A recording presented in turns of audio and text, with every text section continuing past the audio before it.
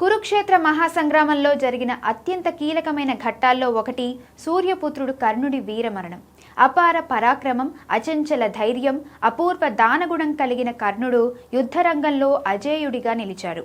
సూర్యదేవుని అనుగ్రహంతో సహజ కవచకుండలాలతో జన్మించిన కర్ణుడికి అవి రక్షణగా ఉండేవి.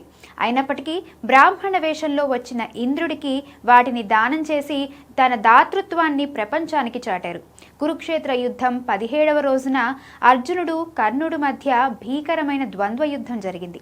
ఆ సమయంలో కర్ణుడి రథచక్రం భూమిలో ఇరుక్కుపోయింది. యుద్ధ నియమాల ప్రకారం రథం దిగిన యోధుడిపై అస్త్రాన్ని ప్రయోగించడం ధర్మానికి విరుద్ధం.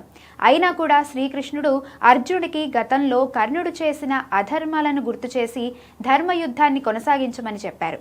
అప్పుడు అర్జునుడు తన విల్లును బిగించి శక్తివంతమైన అంజలికాస్త్రాన్ని సంధించారు. ఆ దివ్యాస్త్రం ఆకాశంలో మెరుపులా దూసుకెళ్లి కర్ణుడి శిరస్సును ఖండించింది. ఆ క్షణంతో మహావీరుడైన కర్ణుడి గాథ ముగిసింది. ధర్మరక్షణ కోసం జరిగిన ఆ సంఘటన మహాభారతంలో శాశ్వతంగా నిలిచిపోయింది.